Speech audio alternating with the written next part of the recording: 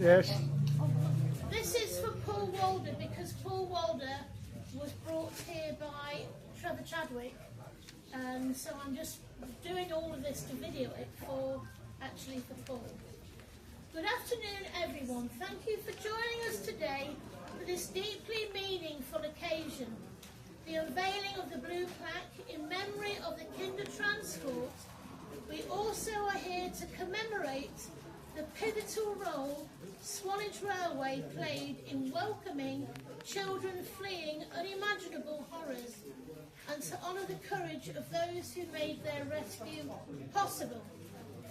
I would like to extend heartfelt thanks to Gavin Johns and Frank Roberts, Chairman of Swanage Railway, and for their generous support in allowing this plaque to be placed here on a platform that once received frightened children into safety and hope. Today we pause to remember, to reflect and to give thanks. As we unveil this plaque, we honour a legacy of courage, compassion and divine intervention.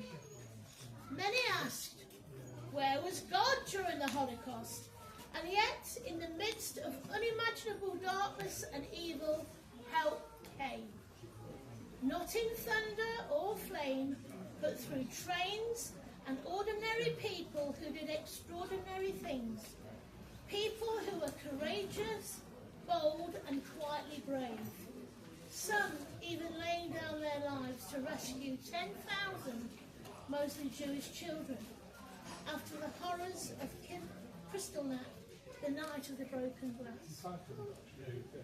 That night the Nazis smashed Jewish businesses, burned orphanages and synagogues in Berlin, and rounded up Jewish men for the concentration camps.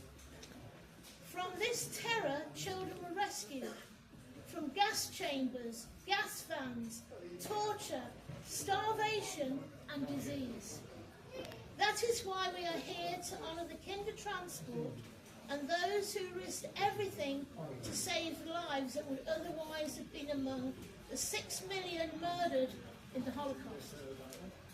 Remember Florence Nightingale, Trevor Chadwick, Sir Nicholas Winton, Doreen Warrender, Wilfred Israel, Rabbi Solomon Schoenfeld, the Quakers, and many people like my own ancestor, Irma Zonta. Irma was a special needs teacher who escorted children on the very first Kindertransport, and she returned to Berlin from a second rescue mission, but she was arrested by the Gestapo and murdered in Auschwitz, leaving behind a young son who was later sent to Scotland on the Kindertransport. Her sacrifice lives on in every life that she helped save. Florence Nightingale led the first Kindertransport on December the 1st to 2nd, 1938. She escorted children from Berlin to the Hook of Holland and then to Dover Court, a holiday home. Their children were chosen by foster families, but imagine the heartbreak of being among the last few left waiting. Alfred Batzdorf from Breslau and Gary Saul from Berlin, both teenagers arrived at Dover Court and were later sent to Swanage with the help of the Bournemouth Refugee Committee. Families like Hawes and Uncle Roger Brown supported them even when the Boy Scout hut had frozen pipes during the bitter winter of 1938. Trevor Chadwick and Jeff Phelps travelled to Czechoslovakia to find children for Forest School. The 1400 service to Norden is standing at platform 2. This train will call at Hurston Holt by request, Harmon's Cross, Crook Castle and Norden. And they brought Peter Walder, Willie Weagle and Henrietta, who later married Jeff in her teenage years and had a son, Trevor returned to Czechoslovakia, joining the Gestapo to enable Jewish children to escape. Alongside Nicholas Winton, he helped send 600 69 children to the safety in the UK. The Reverend Chadwick and wife Muriel were deeply involved in this mission, just as their son was. The Bournemouth Refugee Committee played a pivotal role in Swanage Kindertransport. Miss Madeline West in particular helped Alfred Batstall's parents and brother Rick join him in Swanage. Alfred also saved money by working at Burley Dean and Sandbanks Hotel.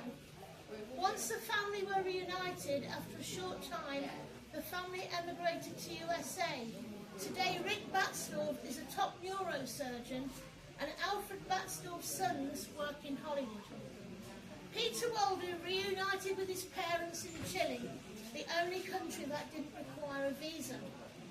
Alfred often spoke of Miss West from the Bournemouth Refugee Committee, Phil Carter, Dr. Woodruff, Captain Peterson, the Reverend Haran and his wife, along with the Elkingtons from USA, and Rabbi Halliburton of Wootton Gardens Hebrew Congregation. It was through their love for Alfred that he came back to the Jewish faith. The Kindertransport endured immense hardship, and many were told to no longer follow Judaism, but convert to Catholicism.